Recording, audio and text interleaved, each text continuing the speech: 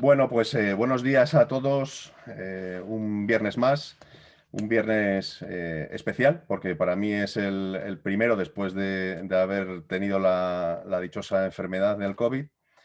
Y además con un invitado, bueno, que me hace especial ilusión, que es Gonzalo Martín Villa, bueno, pues que conocí en Segovia un día comiendo con algunos empresarios cochinillo.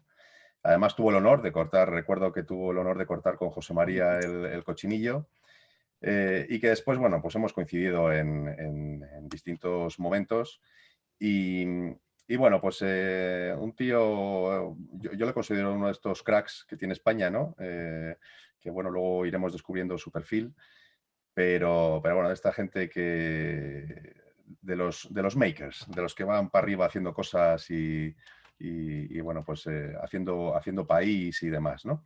Así que bueno, bienvenido, Gonzalo. Muchas gracias. Y sobre todo me has recordado ese día que nos conocimos, que yo como soy medio segoviano me hizo muchísima ilusión poder cortar el cochinillo ahí con el plato, ¿no? Mis padres tienen una casa ahí en Segovia, en Pedraza, desde hace muchos años y me considero como medio segoviano, con lo cual fue un gusto cuando estuve ahí con vosotros. Y además rompiste el plato, Eh, como es tradición, y además yo creo que ahora han cogido lo de romper el plato como símbolo, ¿no? De la lucha de la hostelería y tal en estos momentos. Es bastante significativo, pero bueno, a ver si esto poco a poco nos pinchan a todos y podemos hacer una vida más o menos normal. Bueno, Gonzalo, ya sabes que bueno, pues yo lo que quiero es descubrir, como contaba el otro día no sé quién, que lo que hacemos en estas charlas es descubrir a la persona que hay detrás del líder, ¿no? Así que bueno, vamos primero a profundizar en lo del líder.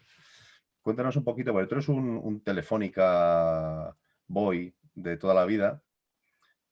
Cuéntanos un poquito desde los principios de soy Telefónica y... un, soy un súper telefónico. Pues llevo ya noviembre de este año, yo creo que hago 24 años ahí, ¿no? O sea, bueno, es lo único que me consigo que me he trabajado. Bueno, Oye, ¿y trabajé, no os dan un pin de oro de esos o un yo reloj o siempre digo, tal? oye, el reloj de oro de la empresa y tal. Ah, No, joder. no, no, es más bien palmadita, pero está bien. Bueno, si hay palmadita por lo menos. No, yo llevo 23 años siempre, cuando lo digo la gente, joder, y nosotros que hablamos, sobre todo cuando hablamos con gente de fuera, ¿no? De otros países y tal, del mundo anglosajón, alucinan, ¿no? Cada vez que dicen, no, es que llevo 23 años aquí, ¿no? Pero es verdad que, joder, no me ha aburrido nada porque he cambiado, o sea, cada 2 o 3 años me ha pasado algo, ¿no? O he cambiado de jefe.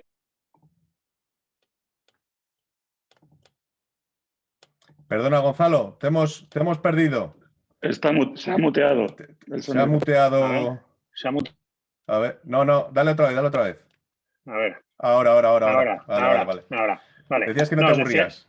no, no me aburría porque decía que como cada 2 o 3 años siempre me ha pasado algo, ¿no? Me ha pasado algo, o me han cambiado de jefe, o he cambiado de área, o he cambiado de país, o sea que siempre no me ha aburrido y con lo cual a los 23 años es como si he estado siempre en Telefónica, pero siempre haciendo cosas muy, muy diferentes, ¿no? Yo además, que es un poco raro porque yo de origen soy abogado, yo estudié Derecho, luego me fui a Estados Unidos, estudié ahí un máster en Georgetown pero yo me di cuenta, o sea, me di cuenta bastante pronto que a mí me gustaba siempre la tecnología, ¿no? De los amigos y tal, pues siempre era el que estaba trasteando con los juegos y con el Spectrum y con el Commodore 64 y cuando salía el típico gadget de las Palm Pilots iniciales y tal, yo siempre las tenía, o sea, me gustaba mucho cacharrear, ¿no? Y luego me di cuenta que o sea, trabajé de abogado en Telefónica algunos años y luego, pues, bueno, estuve en México, estuve unos años trabajando en la operación de México. Siempre estuve al principio dedicado a Latinoamérica, con base en Madrid al principio y luego ya me fui a la operación de México, que yo creo que en Telefónica hay una cosa bastante importante que es haber pasado por las operaciones, ¿no? O sea, el haber estado, el no estar siempre en el corporativo, digamos, ¿no? Sino haber tocado pelo en las operaciones es muy importante porque entiendes mucho más y entiendes, como es lógico, más de cerca lo que es el negocio, ¿no? Estuve en México unos años y luego cuando volví hice un MBA en el IES y ahí es cuando yo trabajaba en Telefónica Internacional. En ese momento el presidente de Telefonía Internacional, era José María Álvarez Payete, el presidente actual de Telefónica. Y entonces cuando terminé el máster, que me pegué una paliza ahí, para los abogados era bastante complicado, ¿no? Me tiré ahí, estudié como loco. Y entonces al terminar el máster le dije, José María, éramos relativamente pocos, ¿no? Con lo cual si tenías acceso al presidente, éramos bastante pocos. Yo le dije a José María, yo quiero hacer alguna otra cosa. Y entonces me dijo, oye, ¿por qué no te vienes al gabinete mío, ¿no? Que él, como os digo, era el responsable de todas las operaciones de Telefónica fuera de España, ¿no? Y entonces entré en el gabinete, ahí hice de todo, que fue un cambio bestial. Yo cuando en Telefónica hablo con gente y me dicen cómo cambio porque claro, el cambiar de ser abogado a ser otra cosa, en profesiones como la abogacía, eso estás como muy encasillado, ¿no? Los abogados son abogados, solo se dedican a eso. Hay gente que es como más polivalente, ¿no? Pero los abogados normalmente no te dejan meter la nariz en otra cosa que no sea los papeles jurídicos, ¿no? Y a mí eso me molestaba. Yo quería cambiar y que ver negocio y ver tecnología, ¿no? Y entonces él me dijo que me fuera al gabinete. El gabinete te abre muchísimo las miras y el conocimiento de gente, ¿no? Porque claro, creces en nivel de interlocución, ¿no? Y entonces, sobre todo, aprendes muchísimo y tienes una visión muy global de la compañía, ¿no? Entonces, ahí es cuando empezamos a hablar de, oye, esto de los startups, ¿qué es? Ahora todo el mundo sabe, ¿no? Pero no fue hace mucho, fue en el año 2010, cuando empezamos a hablar de startups, de la gente que estaba desarrollando startups, de las famosas pequeñas empresas que nacían de los garajes, etcétera, etcétera. Y hablando de eso, nació una iniciativa que se llamó Guaira, que básicamente era una aceleradora de proyectos tecnológicos, que insisto que ahora todo el mundo sabe lo que es, todo eso, las aceleradoras y tal, pero en ese momento era un lío, o sea, nadie sabía muy bien, nosotros no sabíamos muy bien lo que era, ¿no? Y lo fuimos construyendo poco a poco y fue muy bien. Yo me dediqué, fui el primer empleado de eso y fui el CEO de eso. Yo también fui CEO de eso porque al principio era el CEO, el de las fotocopias, el de la limpieza, el de contabilidad, el abogado y el contable. Entonces, El hombre orquesta, te entiendo. Claro, pero aquello fue creciendo y me quedé con lo de CEO. Estuvo bien de todas las posibilidades. Y entonces, bueno, y ahí estuve de CEO hasta el 2015. Bueno, yo te conocía más que como CEO, como Guairaman. Bueno, a mí me llama, sí, bueno, es que tratábamos de huir sí, me pusieron lo de Guairaman y tratábamos de huir así de los cargos normales y ahí me quedé con lo de, bueno, de hecho todavía creo que eso fue un honor, creo que como se hacían los partidos, o sea, estos que se jubilan, los jugadores de baloncesto cuelgan la camiseta, pues creo que la de Guairaman ya no se la han dado al siguiente, o sea, qué bueno. Que ahí me la he quedado, Y nada, estuve en Guaira hasta el 2015 y luego como habíamos aprendido muchísimo de temas de innovación con gente de fuera que nos estaba ayudando mucho startups y tal, lo que me hicieron Chief Innovation Officer de Telefónica, del grupo, ¿no? Que lleva la innovación no solo externa, que era la parte esa de Guaira y los fondos de inversión, etcétera, etcétera, sino la parte también interna más parecida a lo que era la I+D tradicional, ¿no? Que un poco también ahí, claro, yo era abogado, soy de origen abogado y siempre los ingenieros de I+D siempre decían, ¿cómo vamos a tener un jefe abogado? No, bueno, vamos a ver, yo creo que nos llevamos bien. Y nada, y a partir del año pasado se creó una cosa que se llama Telefónica Tech, que es una compañía que agrupa 3 negocios, que son ciberseguridad, cloud y por último IoT Big Data. Son cada uno, o sea, son empresas independientes y yo llevo la empresa independiente que es el negocio de IoT y Big Data ahora. Llevo un año en eso. Así que eso es lo que, así muy resumidamente, esos son mis 23 años en Telefónica. Pues no está mal tu carrera profesional dentro de Telefónica. Además, bueno, yo me acuerdo que conocí esto del Big Data, un poco para hacer una anecdotilla, ¿no?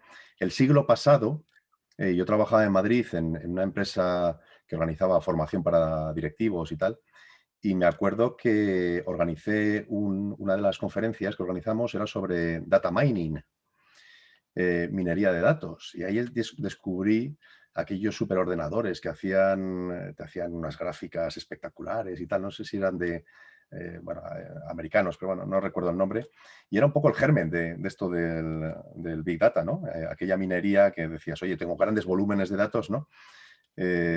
cómo aprovecho esos volúmenes de datos. Lo único que, bueno, pues eran en aquel entonces con bases de datos estructuradas, ¿no? Y Claro. ahora pues se hace de todo.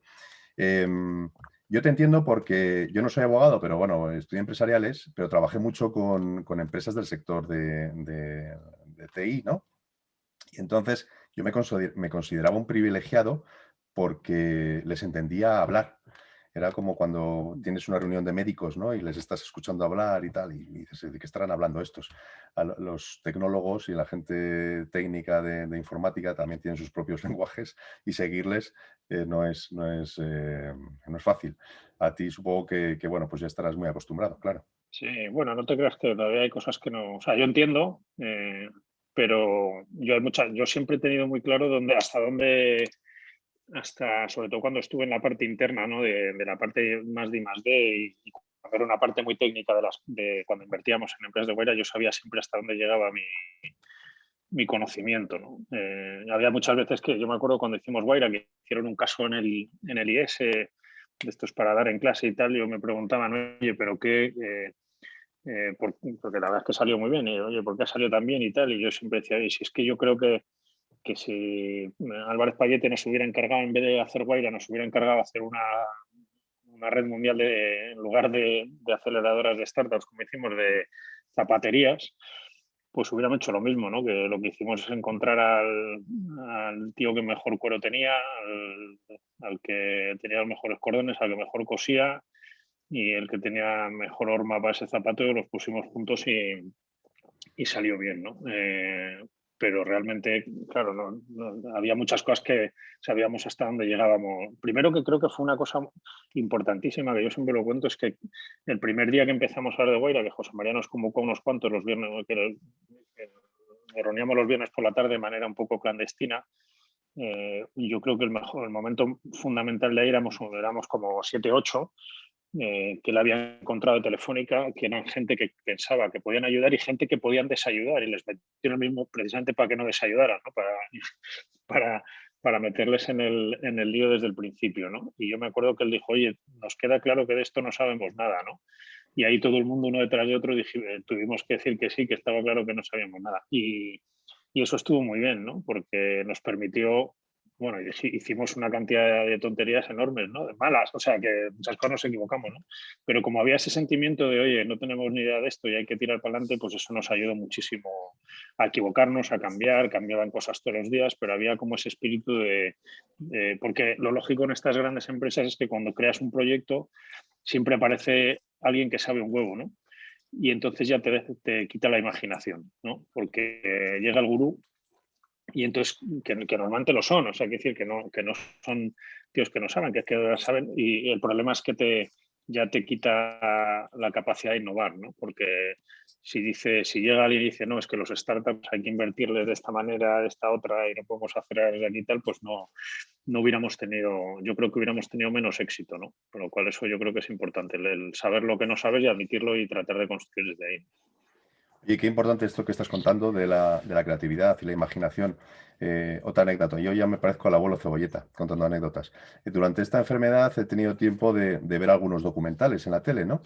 Y os recomiendo uno que he visto en Disney más, Disney Plus o como se llame eso, que es sobre el departamento de creatividad de Disney que se llama Imagineering. Entonces, os lo recomiendo de cómo Walt Disney creó un departamento solo para el concepto de creatividad, bueno, y realmente se convirtió en el más importante, ¿no? El documental se llama, bueno, es una serie, porque son como 6 capítulos, creo recordar, y eso, y te va contando un poco toda la evolución de cómo, además, depende de cada presidente de la compañía, pues les daba una relevancia y otra, ¿no? Bueno, muy, muy curioso. No me enrollo más, Gonzalo. ¿Cómo te llaman en tu casa? En mi casa tengo mote. En mi casa Pues, es muy sencillo. A mí todo el mundo, en mi casa y mis amigos de toda la vida del cole me llaman Lin. Pero es muy sencillo. Lin, L-I-N. Lin. Pero no es nada exótico ni sexy. El mote viene de Gonzalín. O sea, que Ah, no, bueno. o sea, me encantaría contar una historia así alrededor que fuera así como muy chula, pero es que es de Gonzalín. No, no. Yo soy bajito, vamos, yo soy bajito, pero era más bajito antes. Y entonces, no sé, de Gonzalín y tal, y en el colegio y en casa todo el mundo me llama Lin, ¿no? Así que ese es el mote confesable. Fenomenal. Nada, nos quedamos en ese. ¿Y qué querías ser de mayor tú cuando eras pequeño? Pues mira, hubo una época, yo recuerdo siempre, y mi padre a veces me lo recuerda, no sé por qué, yo creo que fue por la película American, yo quería ser desollinador. Y no entiendo por qué, porque eso no, no sé, supongo que veía la peli. Y luego, eso muy de pequeño, ¿no? Quería ser cantante también, pero luego luego, eh, que fue un poco raro, porque a mí me gustaba mucho la tecnología. De hecho, hay cosas que si pudiera echar para atrás, no sé yo si, siempre lo digo, o sea, a mí me ha ayudado mucho ser abogado porque creo que te estructura mucho la cabeza y para luego ser gestor, que al final ahora ya no soy, o sea, ahora soy gestor, no soy tecnólogo ni mucho menos, soy gestor de un negocio, te ayuda muchísimo, ¿no? Pero no sé si ahora volver atrás, a mí o sea, me hubiera gustado hacer derecho y estudiar ingeniería también, alguna ingeniería, ¿no? Lo que pasa es que ya se me hizo tarde, ¿no? Me dediqué a estudiar, bueno, hice Estados Unidos y luego me fui al IES y eso y ya no me daba para más, ¿no? Pero si volviera para atrás quizás hubiera hecho, pero no, sin dejar de estudiar derecho, ¿no? Porque creo que eso te estructura mucho la cabeza. Pues yo también estudio un poco derecho en la carrera, pues para empresariales pues tienes varias asignaturas y te doy la razón. Yo creo que el derecho en el fondo luego para la vida en general nos ayuda bastante. Eh, Desayuda, hay veces que yo me hace gracia porque la gente me lo dice mucho, me dice, Juan, porque yo, por ejemplo, cuando entra gente me viene a preguntar, oye, es que nosotros, ¿quiénes somos nosotros? O sea, te cuadra mucho, o sea, nosotros vamos a vender, bueno, pero ¿qué empresa? O sea, te estructura mucho las relaciones jurídicas, ¿no? Y entender bien y saber leer los contratos te estructura muy bien las cosas, ¿no? Y eso es importante. y sobre todo también para luego entender a los abogados, y no También. miro a nadie, que aquí tenemos alguno, cuando te habla y te cuenta cosas no, te voy a redactar este contrato y tal, y luego menos mal que con una cierta base pues puedes entender algo.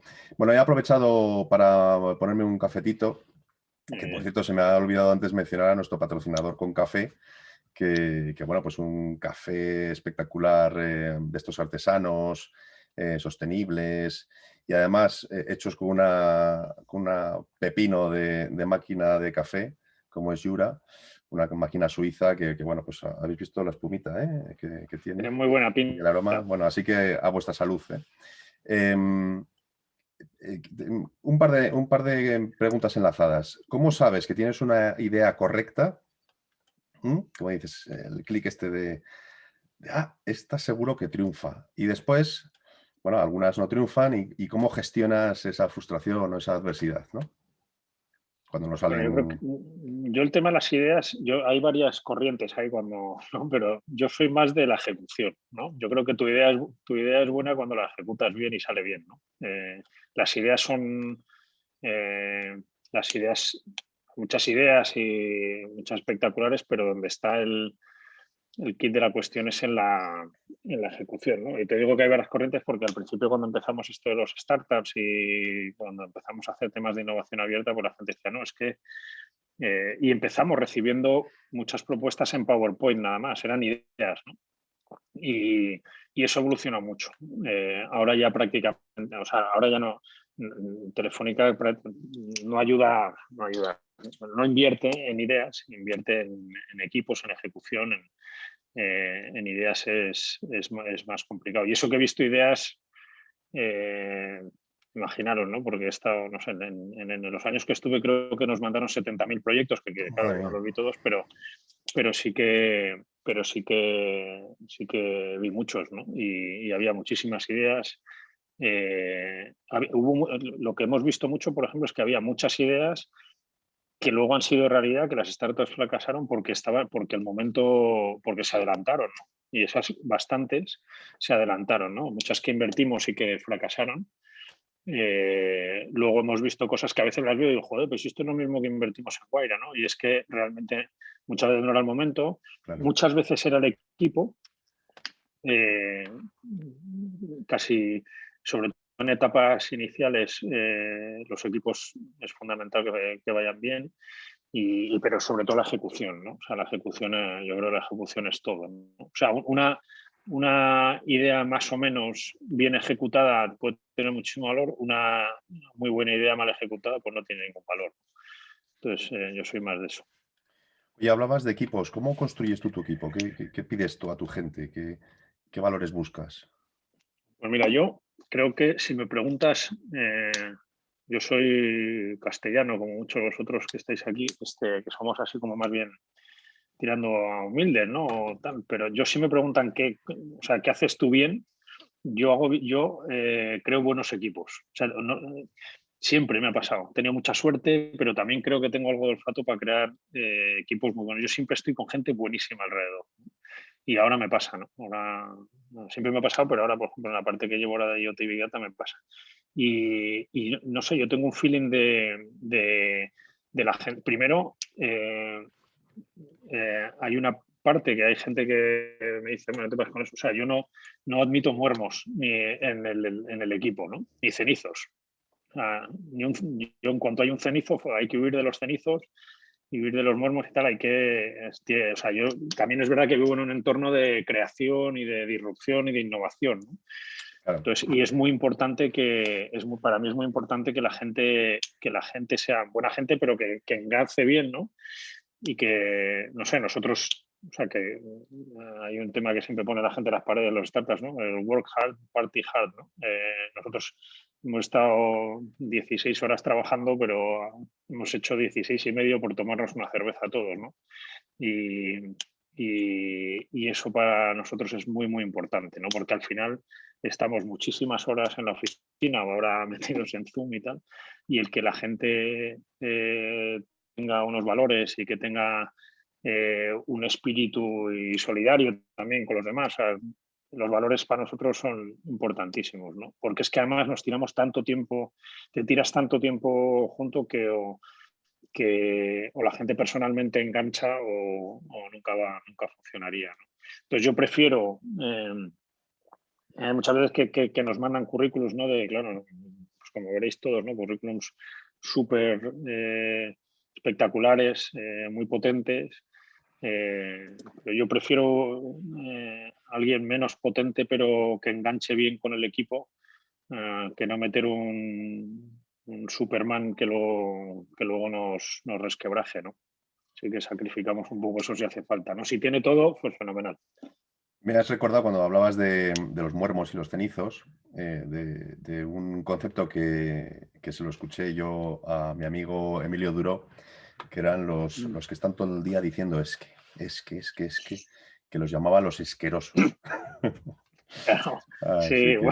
bueno, este duro que muy sí. Y bueno, sí, o sea, nosotros teníamos, por ejemplo, que no era nuestro, pero cuando empezamos en temas de innovación y tal, que yo creo que yo creo que es de Amazon, que estuvimos ahí viéndoles y yo me quedé lo contaron como una anécdota, pero me quedé con el tema. Había en Amazon, no sé si siguen haciéndolo, pero en aquella época había una cosa que llaman el institutional yes, ¿no?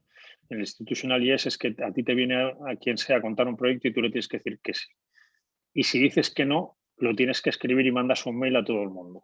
Entonces, es la leche eso, porque hay muchos más. Por eso estos tíos innovan tanto, ¿no? Porque o sea, porque lo fácil es decir un no, ¿no? El no, porque el no te lleva a ningún riesgo y dices que no sucede y ya está. Pero cuando tienes que decir, primero hay un institutional yes que es un sí. Y si dices que no, tú como jefe tienes que justificarlo y mandas a toda tu área, oye, ha venido este tío a contarme esta idea y le voy a decir que no por esto, por esto, por esto, ¿no? Y entonces innovan mucho más, solo por eso, ¿no? Y nosotros Pues sí, tratamos de hacer el institutional yes también, ¿no? está muy bien. Oye, Gonzalo, dime 3 fortalezas tuyas. Bueno, yo creo que la creación, lo que te decía primero, la creación de equipos. Yo soy optimista también, no optimista de lo imposible, pero soy optimista.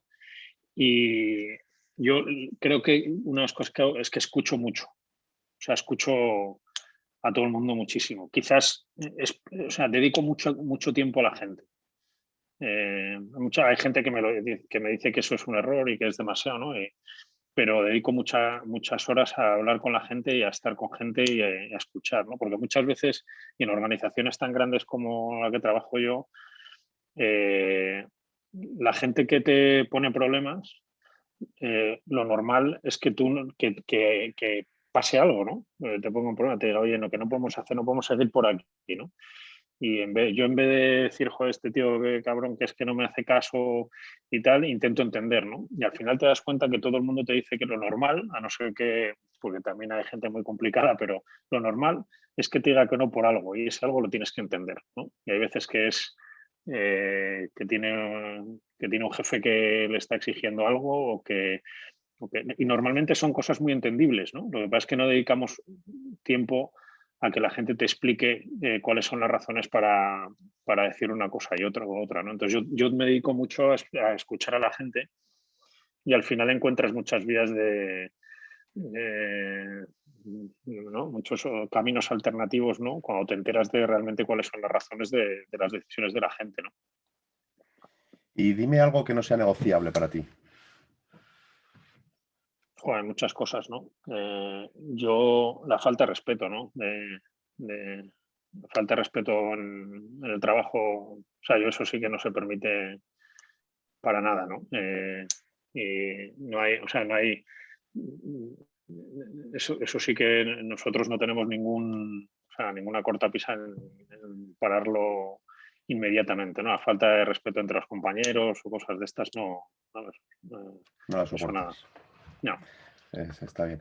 Oye, y si la vida te diese una segunda oportunidad para cometer un error, ¿te acuerdas de algo que dijiste, jo, esto aquí la cagué, pero me encantaría volver a cagarla? Joder. Ah, pensé que decías, No, no, es un poco rizar el rizo. No sé si. sí, es complicado no sé, ahí es que he Nos lo cometido pasamos tantos errores. también, O o, sea, ¿sabes? sí, o sea, yo he Aquí cometido este fue un muchos errores. proyecto, un desastre de proyecto, pero, joder, nos lo pasamos tan bien y tengo tan buenas anécdotas o tal que. Bueno, o sea, en Guaira nos equivocamos muchísimo con startups, que nos equivocamos con inversiones en startups porque luego fracasaron, pero no cambió ni una. No cambió ni una. Primero por conocer o sea, para mí fue, eso sí, luego, la verdad, luego he tenido más etapas, ¿no? Pero esa quizás es la etapa que más me marcó y siempre que la gente me pregunta cosas de mi vida profesional siempre acabo hablando de Guaira, ¿no? Y es porque me marcó mucho porque para mí fue una pasada, ¿no? De conocer un mundo que era el mundo de los emprendedores, ¿no? Que nos voy a contar. Y ahí que está Juan Antonio ahí, que sois gente que yo es que tenía el mejor trabajo del mundo ahí, porque es que yo me levantaba por las mañanas y es que era feliz, feliz. Fíjate lo que me pasaba, que cuando notaba que estaba en Madrid y estaba un poco así bajo de forma y tal, lo que hacía es me iba a ver a emprendedores por el mundo y volvía con las pilas cargadísimas, ¿no? Entonces, era como, para mí era como que me daba muchísima energía, pero nos equivocamos un montón de cosas, ¿no? Y tuvimos muchos problemas también del ecosistema. O sea, te cuenta que cuando lo montamos nadie se fiaba de Telefónica, ¿no? Yo la primera vez que fui a hablar de esto me vino un tío que fue en México, me vino un emprendedor y me dijo, esto no lo vais a hacer y si lo hacéis no lo vais a robar. Claro, es que nosotros no teníamos una imagen muy cercana a los emprendedores, ¿no? Tuvimos que ser muy cuidadosos con todo lo que hacíamos, publicábamos todos los contratos, porque en ese mundo Telefónica era el malo, ¿no? De entrada. Y tuvimos que demostrar que no, ¿no? Entonces fuimos muy serios con todo lo que hacíamos, empezaron las historias de éxito y tal, la gente confió en nosotros, ¿no? Nos equivocamos también en muchas cosas, pero lo que sí hicimos es que fuimos muy serios con lo que ofrecíamos a los emprendedores, no pedíamos exclusividades de ningún tipo, no pedíamos porcentajes de control en ningún caso de ninguna de las empresas, o sea, era como todo muy establecido, pero nos costó mucho porque no teníamos ninguna buena imagen en eso, ¿no? Y se me está ocurriendo, aquí nos están escuchando muchos empresarios de empresas familiares, pymes y tal. ¿qué consejo les darías para aprovechar? Porque esto a lo mejor se piensa que es eso, es para la gente, para los jóvenes que emprenden y tal, pero ¿qué les dirías tú para que ellos, bueno, pues instauren esa cultura del emprendimiento, del intraemprendimiento, ¿no? A lo mejor dentro de sus empresas. ¿Algún Bueno, yo creo consejillo? que eso fue algo que también hicimos, o sea, porque claro, nosotros luego empezamos a decir, oye, ¿cómo hacemos esto internamente, no? Y primero hay una cosa que es fundamental. Cuando a mí me preguntaban sobre temas de innovación, emprendimiento y tal, y decían, joder, qué bien, ¿cómo lo habéis hecho? Entonces yo iba por ahí contando charlas de lo bueno que lo bien que lo habíamos hecho y lo bueno que éramos y tal. Y luego ya pensaba que lo único que importaba es que el jefe te apoyara. Eh, o sea, nosotros si no llegamos a tener nosotros tuvimos mucha suerte porque José María Bezpayete se monta a Guaira cuando él está ahí y le hacen luego presidente, o sea, bueno, pasa por Europa, no sé qué, pero sigue yéndole muy bien, digamos, y acaba siendo presidente de Telefónica. Que nosotros bromeamos con él siempre y le decimos, tú fuiste nuestro primer proyecto acelerado. Y que le decimos que gracias a Guaira le doy bien. Pero él nos apoyó siempre mucho. O sea, si no tienes el apoyo del jefe, entonces todos aquellos que lo sois, ¿no? Todos los que sois jefes, si vosotros no estáis encima de ese tipo de proyectos, esos proyectos morirán. Morirán. O sea, el apoyo del jefe es lo primero y el apoyo de seguir, ¿no? Y de. Porque estos proyectos van contra la naturaleza muchas veces van contra la naturaleza de las propias empresas, que al final es la cuenta de resultados, ¿no?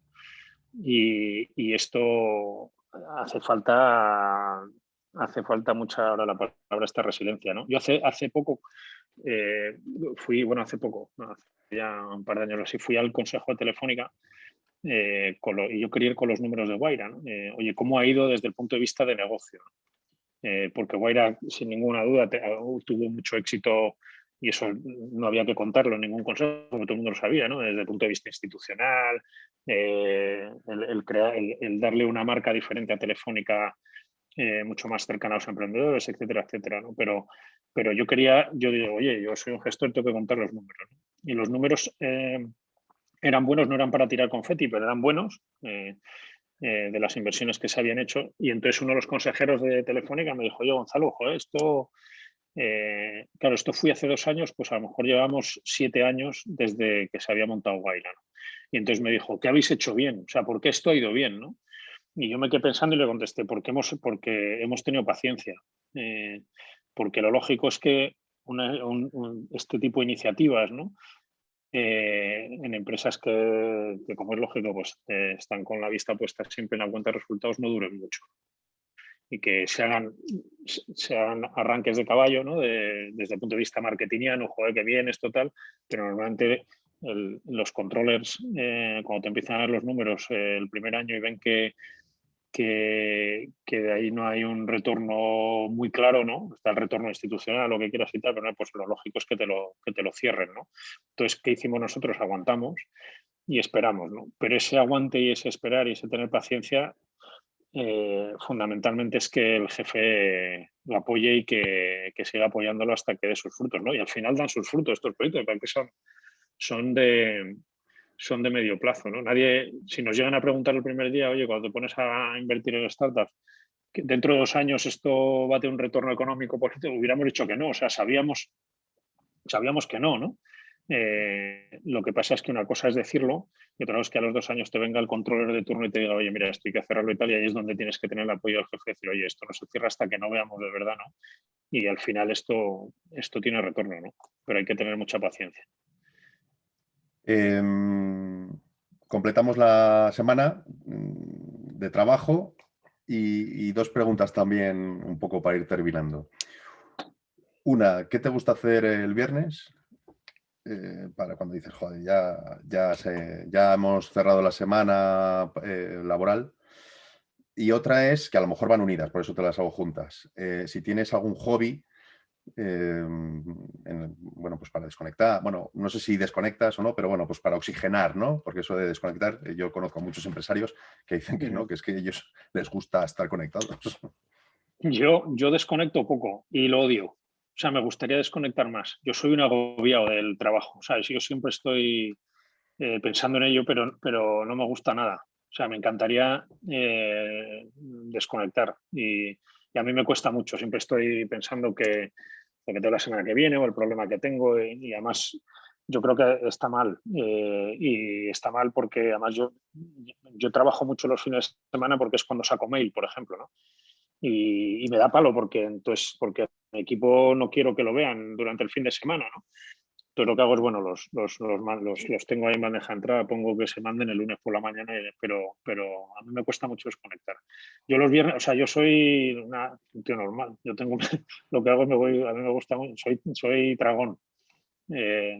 Entonces, hoy, por ejemplo, me voy a ir a comer yo tengo mis amigos del cole todavía, desde siempre, y nos vamos todos a comer y es como que es mi momento. Luego si pudiera, que hace un montón que no voy, me iría al pueblo, ahí a Segovia, que como os decía, mis padres tienen una casa ahí bueno, es en La Velilla, que es un pueblo que hay al lado de Pedraza, que además es un pueblo muy tecnológico porque el fundador de Cabify es de ahí también. O sea, estamos ahí, es el Silicon Valley de Castilla y León. Bueno, no, pero no me comparo con Juan de Antonio, porque Juan es un tipazo, pero es un tío, es una bestia, pero es de ahí también, ¿no? Te puedo decir que también ha comido cochinillo con nosotros en También, José María, ¿eh? O sea que es buena onda. claro. A mí me hace gracia porque el alcalde de Pedraza, que el pueblo de donde estamos Juan y yo, es una pedanía de Pedraza, ¿no? Y entonces el alcalde de Pedraza dice, joder, que aquí, tíos como tú, Juan de Antonio y tal, y yo siempre le digo, hombre, Pedro, pero esto no es el Cordero, porque claro, Juan, que también, eso influye mucho, porque claro, Juan de Antonio es un tío que es de ahí, pero es ingeniero teleco, yo estudio en Stanford, se ha currado todo, o sea, hay que dar también, yo creo que, y en eso en Castilla, yo creo que sabemos mucho, hay que explicar la cultura del esfuerzo, ¿no? Que el Cordero ayuda, pero no solo es el Cordero, ¿no? Que hay que meterle riñón ahí, ¿no? Y luego tengo una afición que yo soy corredor. Y soy Pero corredor. esos lo piden de serie a todos los de Telefónica, No ¿no? te creas, pues ahí tengo yo una anécdota que no debería contar, pero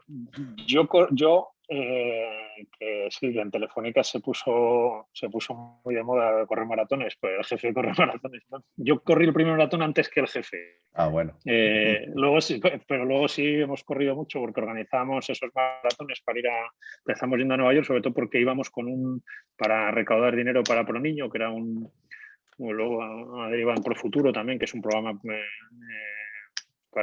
en ese momento para la abolición del trabajo infantil en Latinoamérica. Y entonces íbamos, bueno, eso era un horror, pues yo era el que me ocupaba de hacerlo. Claro, lo hacían en mis ratos libres y al final llegamos un año que fuimos 120 personas con sus familias y había que organizarlo todo y tal, y era un follón, pero la verdad es que era una gozada, ¿no? Y el correr, eso sí que me ayuda un poco a veces a desconectar, ¿no? Y yo creo que le pasa a mucha gente, al propio presidente nuestro le pasa, ¿no? Que él corre muchísimo más que yo y él corre muchas veces y es más disciplinado porque no es nada tragón. Yo a veces lo pienso que lo hago por compensar, ¿no? Porque si no, pero a él le ayuda mucho, a mí también, ¿no? Ahí sí que quizás desconectes, aunque no sé si desconectas, sigues pensando muchas veces en cosas de trabajo, pero de otra manera, ¿no? Así que ayuda mucho eso también. Últimas dos preguntas. Una, dinos a alguien que ha sido en tu vida un referente, alguien que te haya bueno, pues enseñado mucho, valores o bueno, pues tanto personal o profesional, me da lo mismo. Venga, primero esta. Bueno, yo tuve un jefe espectacular. De hecho, en mi última época de abogado, que era el secretario general de Telefónica Móviles, y que es donde estaba yo en ese momento, que es cuando estuve en México y tal, que era un tipazo. Lo digo era un tipazo porque luego el pobre se murió de un cáncer. Pero un tío de estos de valores, no sé, yo siempre recuerdo una anécdota, era un tío que transmitía pura bondad y valores, pero era un tío, además, pero a la vez era un tío serio y muy, muy trabajador, ¿no? Yo recuerdo un día que estaba en su despacho y apareció una persona ahí ofreciendo, no puedo decir mucho nombre, pero que tenía el registro de la marca de la competencia, ¿no? Y nos lo ofrecía. Y entonces yo recuerdo que el tío dijo, dame un segundo y tal, pero quédate, no os vayáis. Entonces cogió el teléfono, llamó al secretario general de la competencia y le dijo, oye, tengo aquí una persona que quiere vendernos tu marca, ¿no? O sea, era así, ¿no? No había hablado con el secretario general este en su vida, ¿no? Era un tío... y a mí me marcó me marcan ese tipo de cosas, ¿no? Yo, joder, tíos que son rectos y que son como deben ser, ¿no? Con los pantalones bien puestos, ¿no? Y luego lo dice todo el mundo, ¿no? Pero es verdad, yo también tengo referente a mi padre, pero eso como le pasa a todo el mundo, ¿no? Por eso te he comentado, yo supongo que irían por ahí los tiros y porque Sí. nos pusieses otro Bueno, mi ejemplo, porque bueno, padre, pues sí. nuestros Mi padres padre es que siempre además son... Claro. se dedicó a la política bastante tiempo Ujú. y bueno, es que aparte de padre, pues que también le he visto ahí pelear y tal y luego, bueno, y luego mi madre que es la que sufre detrás, como siempre, ¿no? Bueno, tiene 85 años, bien, vacunados, Claro. así que... Bien, bien, eso está bien. Muy bien. Vacunados la primera, la primera. ¿Ah, sí? Bueno, todo llega, Gonzalo. Oye, la Mm. última es un poco que, bueno, me conoces un poco el club, eres socio desde hace año largo. Haznos un poco de publicidad, ¿qué te parece lo que ves, lo que Bueno, recibes? Bueno, yo este creo último año poco nos hemos podido juntar, que pero aún así hemos mantenido un poco el contacto por correo y por sí. videoconferencias y No, tal. yo he estado, bueno, me acuerdo que yo creo que la primera vez fue cuando fui a, a, a Segovia, ¿no? A José María aquel día a comer y me acuerdo que me viniste a buscar ahí al este, yo iba a que pasara aquí y tal, lo pasé bomba, pero sobre todo a mí me dio pena porque cuando se hizo la ronda antes de hablar yo y tal, había una ronda de quién era quién, ¿no? Y me quedé un poco como diciendo, ¿qué hago yo aquí con todos estos, ¿no? Por admiración, ¿no? Y recuerdo que estás ahí, que te mencioné antes, Juan Antonio, yo alucinaba con lo que contabas, ¿no? Y yo me quedé un poco pequeñito y digo, joder, es que esto es, o sea, me parece que hay una gente extraordinaria, ¿no? Y luego que hay una parte que yo creo que muchas veces pasa, que hay cosas que no te atreves a hablar, ¿no? O sea, el apoyo del problema, que muchas veces los problemas son muy parecidos, ¿no? Independientemente de que estés en empresas grandes, ¿no? O empresas más pequeñas, al final los problemas son casi los mismos, ¿no? Entonces, que puedas hablar esas cosas en un entorno de confianza, yo creo que no tiene precio, ¿no? Y luego que todo el mundo que conozco, o sea, todo el mundo que conozco que está en el Club CEO es como buena gente y hay como buen rollo, ¿no? Y eso para mí es importantísimo, ¿no? Tú eres el primero que lo generas, ¿no? Así que esa es culpa tuya. Pero yo creo que eso es importantísimo, ¿no? Porque es como un ambiente muy tranquilo y con gente como muy de confianza y eso, de buen rollo. Bueno, pues lo has bordado. No sé si lo tenías preparado, pero vamos, No, además no me habías una mandado, publicidad fantástica, ¿eh? no me habías mandado el guión ni nada. Bueno, hasta aquí la parte pública. Ahora nos quedamos un poquito a charlar de manera privada, los que estamos aquí escuchándote en directo. Volver a agradecer a nuestro patrocinador con café estos ratitos estas ventanas que abrimos cada 2 viernes más o menos con los socios. Así que paro la grabación.